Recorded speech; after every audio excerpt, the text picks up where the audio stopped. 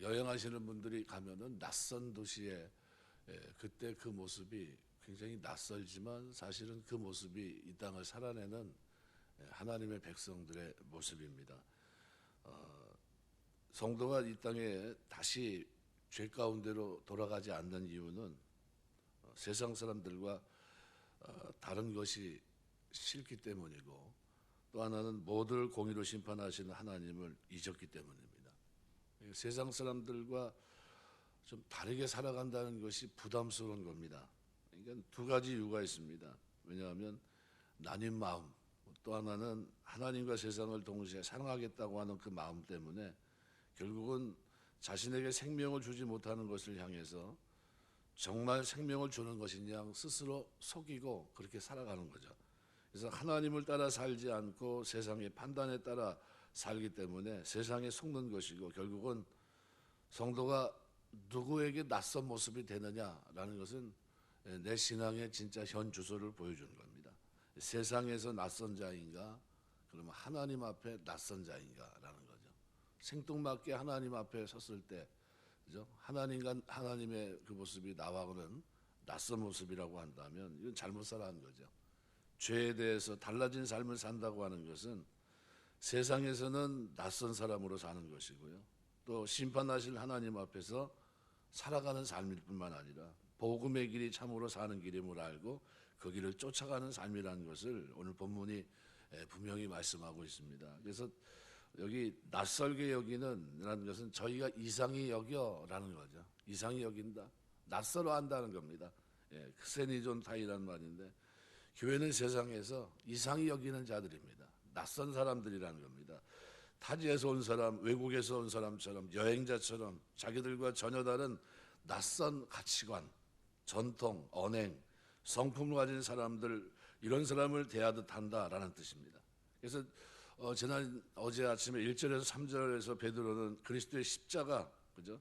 그리스도의 십자가는 죄와 관련해서 고난을 통해 안식을 누리게 된 사건이다 말씀을 드렸는데, 그리스도는 자신의 죄가 아니라 우리의 불의, 우리의 죄악을 담당하셨습니다.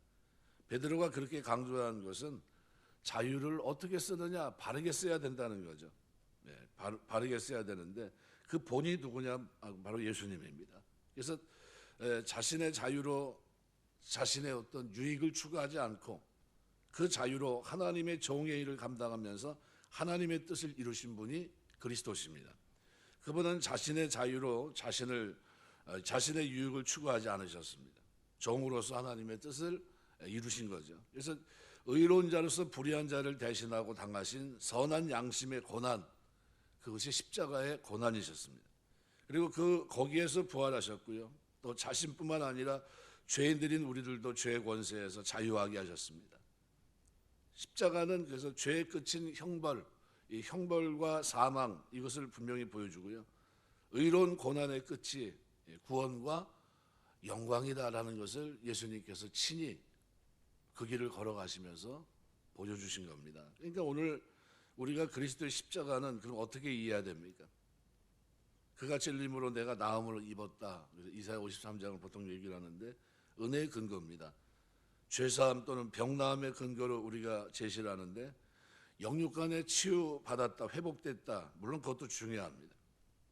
그러나 십자가는 하나님께서 우리를 구원하시는 유일한 길인 동시에 우리가 죄와 악과 세상을 이기고 하나님께 나아가는 유일한 길입니다. 그분이 나에게도 그 길로 오셨지만 나도 그 길을 통해 그분께 가셔야 됩니다. 나머지 반쪽, 그죠? 베드로는 바로 그 나머지 반쪽을 지금 설명하고 있는 겁니다. 주님이 우리에게 이렇게 오셨다는 게, 이게 우리가 이렇게 가는 게 맞다, 그 얘기를 하고 있는 겁니다. 고난을 통해서 죄와 상관없는 자리에 가는, 더 이상 지난 죄의 권세 아래 속아 살았던 썩어지고 더럽고 허무한 삶을 반복할 것이 아니라 이제는 자유된 상태에서 어떻게 해요? 그 자유로 내 죄를 덮고 악을 가리는 데 쓰는 것이 아니라 그 자유로 이제 마음껏 하나님의 뜻을 이룰 수 있는 기쁨과 그 능력, 그 열매를 누리는 삶, 이것이 주님께서 우리를 부르신, 본을 보이고 쫓아오게 하신 그 발자취라는 겁니다. 그러므로 그리스도를 믿음으로 그분의 십자가 사건에 참여한 성도들은 이미 그리스도 안에서 죄의 끝 그리고 고난의 끝이 무엇인지를 알고 받아들인 겁니다. 아, 죄는 결국 이렇게 되는 것이구나. 그죠? 그리고 고난을 받고 난 후의 영광은 저런 것이구나. 그 자유와 유익, 영광을 이미 누린 사람들입니다. 그러니까 죄에 속아 끌려다니고 시달리다가 결국 사망, 파멸을 가져오는 그 일이 그래서 지나간 때로 족한 줄 압니다. 아, 이건 옛날 그대로 내가 가만 놔뒀으면 그냥 영원히 주님의 그 십자가의 고난이 없었다고 한다면 나는 어떻게 됩니까? 그냥 영원히 멸망하고 말할 텐데 그게 아니라 그 십자가를 통해서 내가 이제는 하나님께 갈 수 있게 됐구나라는 거죠. 사람이 죄의 권세 아래 있을 때는 죄밖에 지을 게 없습니다. 하지만 그리스도 안에 있으면 자유합니다. 죄의 영향을 받지만 근본적으로 죄사함을 누리고 죄책에서 벗어나고 더 나아가서 죄를 짓지 않고 하나님의 뜻을 이룰 수 있는 성령의 능력 안에서 자유를 누립니다. 따라서 다시 죄의 영향력 안에 휘말려서 시달리는 그로 인한 고통을 당할 이유가 전혀 없다는 거죠. 성도들이 그리스도의 자유, 죄로부터의 자유하고 하나님의 뜻을 위해 자유한 삶을 산다는 것은 그래서 한 두 가지 이유가 있습니다. 이 몇 가지 이유 때문에 쉽지 않습니다. 첫 번째는 4절 말씀대로 세상 속에서 관계를 맺고 있는 세상 사람들과 멀어지기 때문입니다. 무슨 얘기냐면 다 좋은데 세상에서 내 자리가 없는 겁니다. 세상에 더 잘 될 수 있는 기회 이거를 상실할 수 있다는 의미도 받아들여야 된다는 거죠. 또 하나는 세상 사람들은 극한 방탕한 길로 내달립니다. 그죠? 세상에서 좀 잘 되고 좀 그러면 어떻게 해요? 대부분 귀결되는 게 뭡니까? 술, 그다음에 뭡니까? 플러스 여자, 마약, 그죠? 금전적인 거, 다 이런 것으로 해결이 됩니다. 뭡니까? 타락이죠. 그래서 3절에 타락한 로마 문화에 물러난 문화를 염두에 둔 표현입니다. 그러니까 자신들을 부르신 거룩한 자의 부르심을 따라 거룩한 민족, 그죠? 거룩한 족속, 제사장 나라 흩어진 교회들은 그렇게 쫓아갈 수가 없습니다.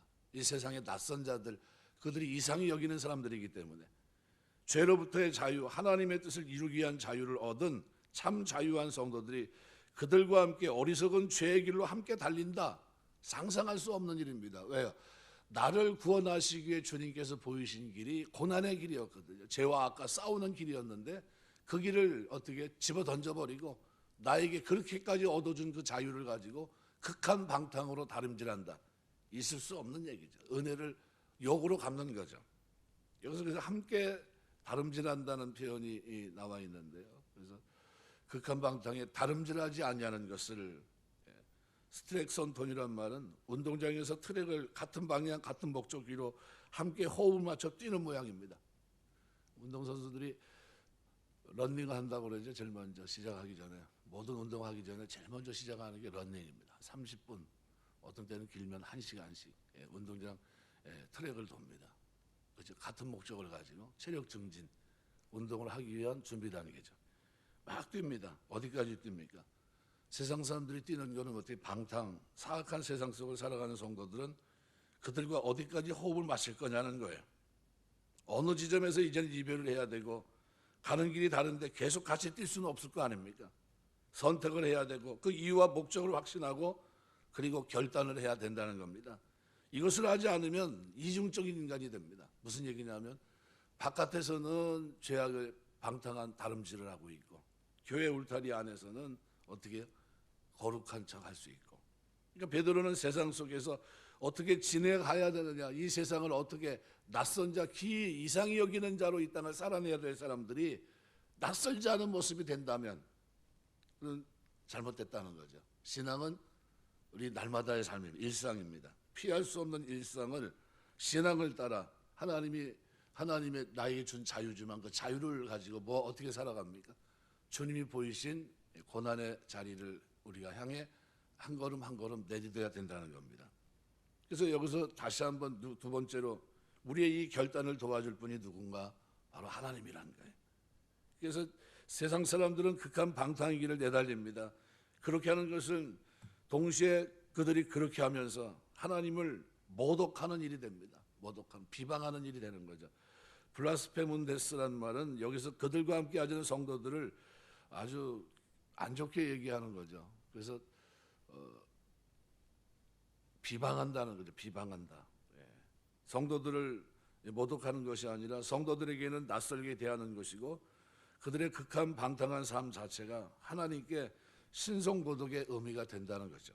왜 그렇습니까? 그들 역시 창조주 하나님 그들을 그분 자신의 형상을 따라 지으시고 그들에게 생명과 하나님 선을 아는 양심을 주신 하나님께 그들도 여전히 책임 있는 존재이기 때문입니다. 그들 역시 성도들과 함께 마지막 날에 이 모든 것에 관해 책임을 물으실 심판주 앞에 서야 될 존재들이에요. 우리만 쓰는 게 아니라 그들도 씁니다.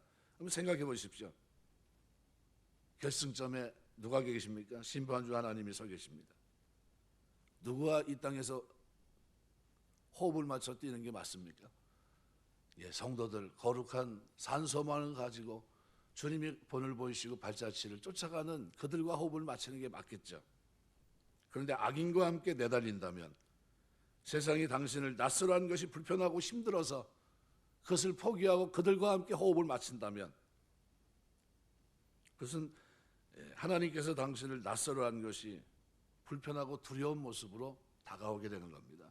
세상 사람들이 나를 몰라주는 것 이것이 충격이 될 수는 없습니다. 그날 주께서 나를 알지 못한다면 도무지 알지 못한다고 얘기한다면 이것이야말로 우리가 이 땅에서 살아간 삶에 대한 최고의 충격이에요. 그래서 마태복음 산상설교 여러분 7장에 보시면요. 책 자체를 전에 저를 가르쳤던 정원택 교수 같은 경우는 이미 소천하신 분인데 그분은 책 제목을 갖다 산상설교를 하면서 열매로 알지니라 이렇게 해가지고 제목을 잡으셨어요. 그 이후의 내용들이요 거기에 이제 함축돼서 잘 이제 전달이 됩니다. 그래서 7장 20절 보면 이러므로 그들의 열매로 그들을 알리라. 나더러 주여 주여 하는 자마다 다 천국에 들어갈 것이 아니요 다만 하늘에 계신 내 아버지의 뜻대로 행하는 자라에 들어가리라. 그날에 많은 사람이 나더러 이르되 주여 주여 우리가 주의 이름으로 선지자 노릇하며 주의 이름으로 귀신을 쫓아내며 주의 이름으로 많은 권능을 행하지 아니하였나이까 하리니 그때 내가 그들에게 밝히 말하되 내가 너희를 도무지 알지 못하니 불법을 행하는 자들아 내게서 떠나가라 하리라. 그러므로 누구든지 나의 이 말을 듣고 행하는 자는 그 집을 반석에 집은 지혜로운 사람 같으리니.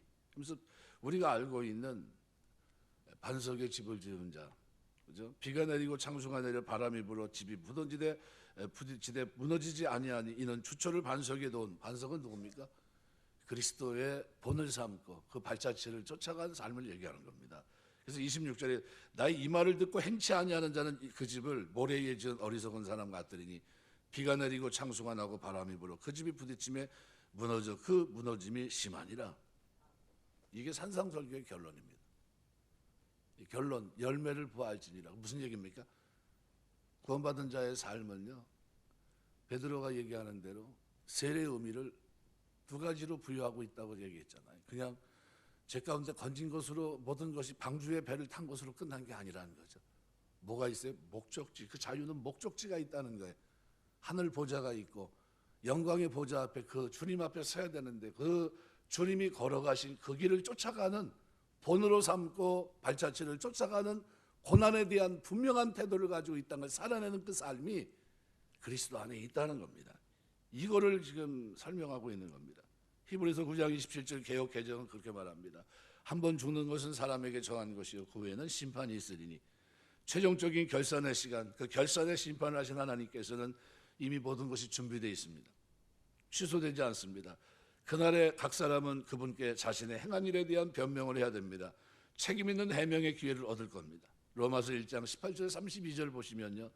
하나님을 거부하고 하나님께 모든 선한 것을 받았음에도 하나님께 감사치도 영화롭게도 아니하고 도리어 남용하고 악하게 사용하고 썩고 더럽고 허망한 일에 낭비한 삶에 대한 책임을 지게 됩니다.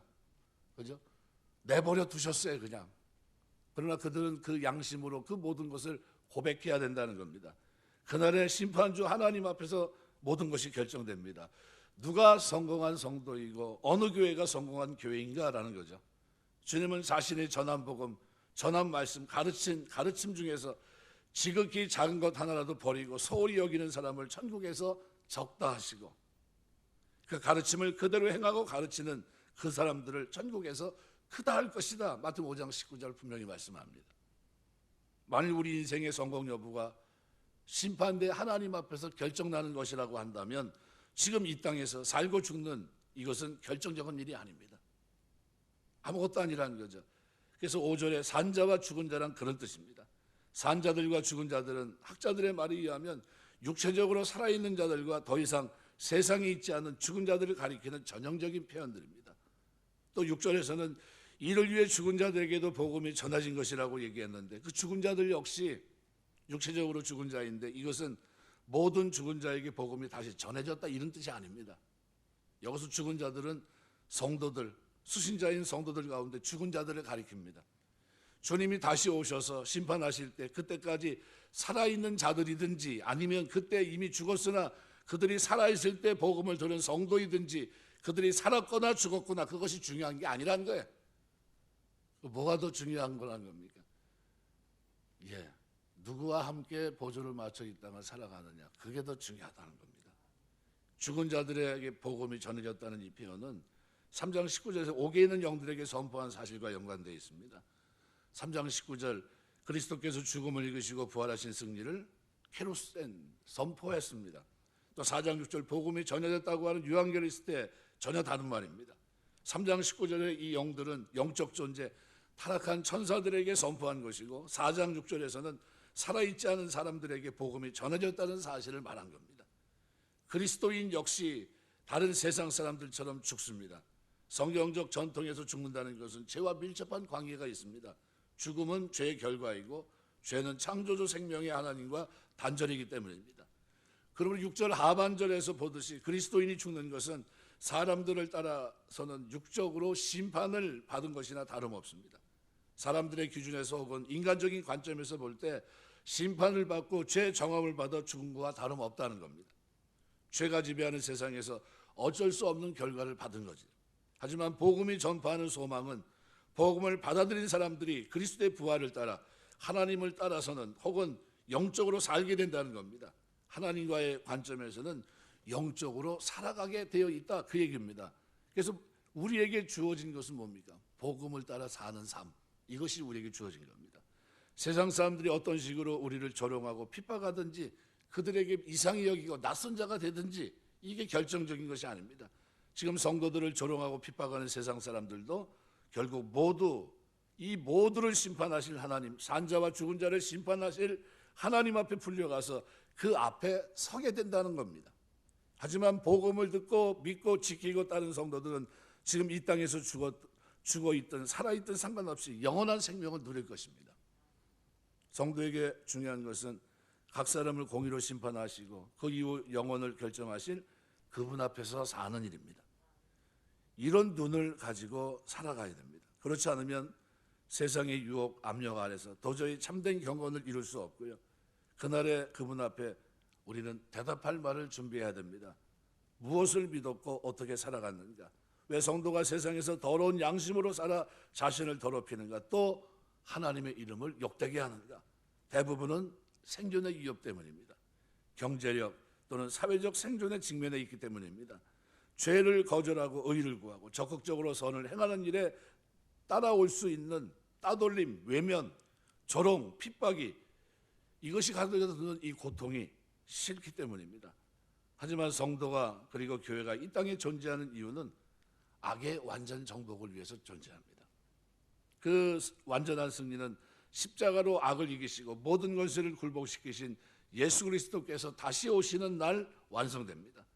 교회는 이 땅에서 끊임없이 복음으로 또 십자가로 진리와 은혜의 강력으로 악과 싸우라고 하나님께서 우리를 세워놓으셨습니다. 베드로는 그 결과가 고난이요 죽음이라도 그것은 산자와 죽은 자 모두를 심판하실 하나님 앞에서는 두려움에 비하면 아무것도 아니라고 강조합니다. 그거를 오늘 본문에서 말씀합니다. 참으로 공의로 심판하실 자를 두려워한다면 성도는 이 땅에서 회복된 선한 양심을 가지고 살아가야 됩니다. 주께서도 이 길을 따라가셨기 때문에 오늘 우리가 복된 구원 안에 있고요.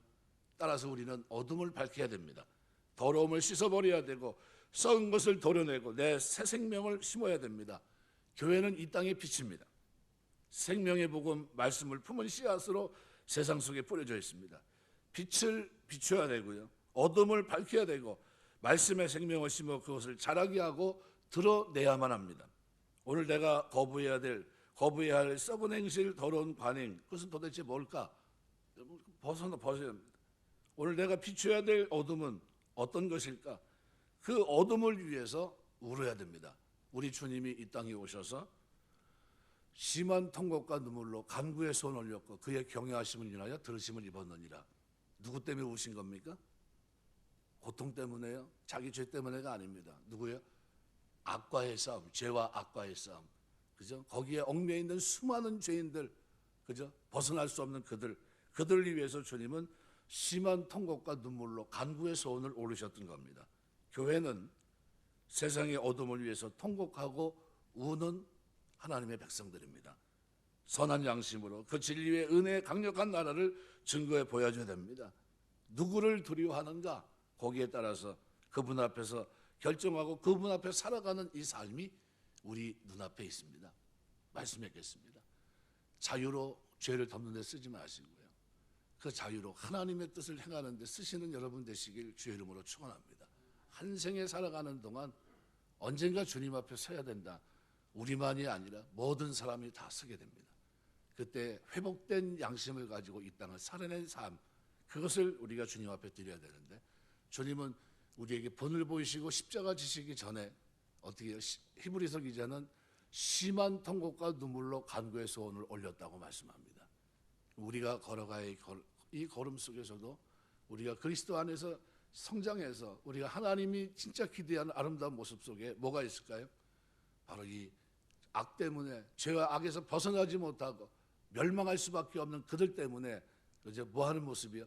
심한 통곡과 눈물로 간구의 손 올리며 마치 로마서에 기록한 바울처럼 그 동족이 죽어가는 그 모습을 보면서 차라리 내가 생명책에서 지워지더라도 저들을 살렸으면 좋겠다는 소원을 가지게 되는 그런 모습이 신앙 안에서 구원받은 자의 아름다운 모습입니다. 그래서 우리가 살아가면서 복음 안에서 참 자유를 바르게 쓸 수 있는, 내가 지금 누구와 함께 이 길을 걷고 있는가를 늘 생각하시면서 하나님의 기대에 부응하는 그 걸음이 고난을 십자가에 통과하면서 이룰 수 있는 그 축복이, 아름다운 열매가 저와 여러분의 신앙의 여정 속에 넘치게 되시길 주의 이름으로 축원합니다.